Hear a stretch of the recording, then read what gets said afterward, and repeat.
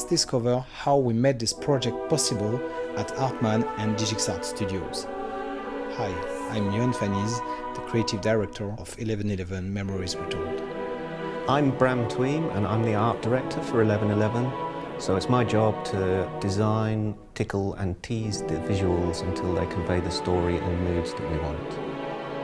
This game tries to say that nothing is black or white, and even more during war times. What if we could took all those emotions that were left behind and do a game about them? So at the beginning of Memories Retold development, it was really a linear story. But at some point we said, what if we let the player choose what character you want to play, when you want to play? It's been special to lend a voice to a narrative that feels very refreshing and different within the context of the World War I experience in games. The good thing with this game is that the player can decide, you are the master of the game. So I'm not very familiar with these video games, but I was deeply impressed how exciting that is. Both characters will change during the story, and I want the players to feel that they've travelled with them. Puzzles are there to be like, if this person was in World War I, what would they be doing at this point? You connect with what the characters do in the story. I think the art style will help convey the emotional journey by the fact that we can use things subjectively. We can use our paint strokes, angles and colour palettes and our lighting to convey more convincingly and emotively the themes. We control the painterly effect with a set of textures that will control brush size, brush type, brush direction, and that's like a second texture which just the painterly effect sees, and it'll read out all that information and start applying brush strokes on top of it.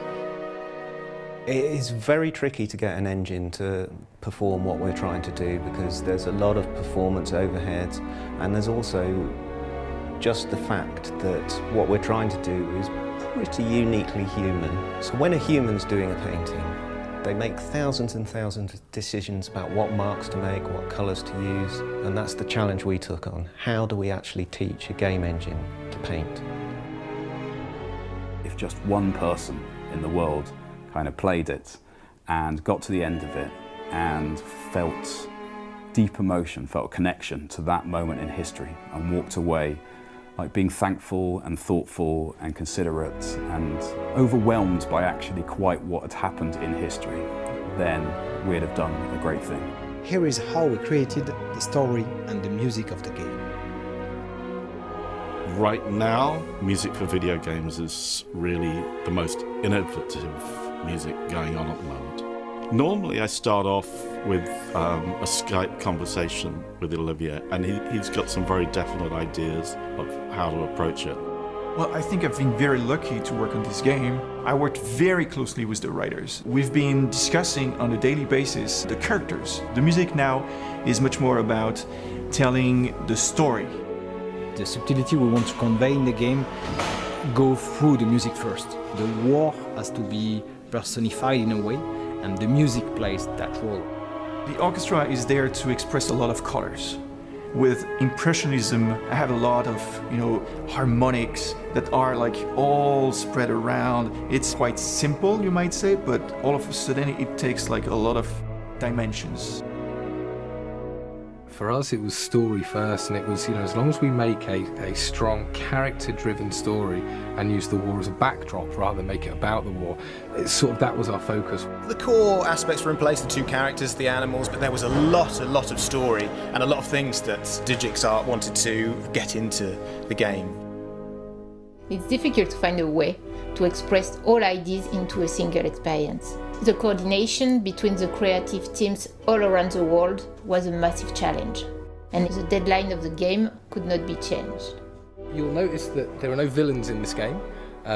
Each of the characters that you think may be a villain will hopefully have a redeeming arc somewhere. When you're dealing with a subject matter like war, to talk about things in terms of good and bad and right and wrong, it just feels so absolutely wrong. We just wanted to write everybody is very, very human, and everything is just shades of morally grey. It's up to the player to kind of decide what they think is best in any given situation. There's real opportunity for there to be an emotional response.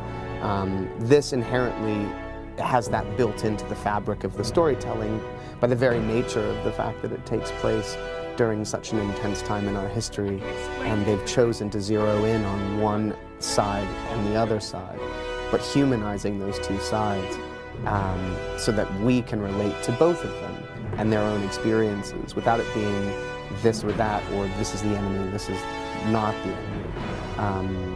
And I think that will be really powerful. My name's Professor Peter Doyle. I'm a visiting professor in history at the University in London. Well, the level of historical accuracy is always something, of course, that we have to consider. The game has to be a game, but what we've tried to do is to approach it with as accurate a process as possible. So the game starts at the end of 1916. The war has already seen massive battles which saw and expended huge numbers of men, and that's the focus of this game, the whole of this period after the end of these titanic battles and towards the end of the war. 1111 is a game, of course, and we knew there would be some give and take before we found the balance of historical accuracy and gameplay. Kurt is older. Their relationship is, you know, tenuous initially. They can't communicate at all. I love that about the game as well. The German character is speaking in German, and Harry is trying to communicate with him in English, and you know, initially it's kind of faulty. Harry and Kurt, both of them are going to the front for very, very different reasons. But they have something in common, how they feel about taking the life of someone else. This is something for them that they cannot imagine. So myself and my colleague Robin Schaefer, a German military historian, we wrote this book called Fritz and Tommy. And the idea behind that was to look at the First World War experiences of the Germans and the British, and to see their everyday lives. And one thing that we identified was just how close those guys were. What we've gleaned from all of the letters and diaries is there comes a point where there is a lull in the fighting, and there's a reason for that. The men of both sides decide, right, let's put the fighting aside, let's go into no man's land, let's do what we can for our dead, and let's respect those on each other. And so there were these impromptu communications. Again, it goes back to the real feature that men are men wherever they are, and peace is mostly in their hearts. At our tiny level, if we can make people think about war in a different way, and maybe if it could bring a tiny piece of peace in the world, it would be nice. We would have done a great job.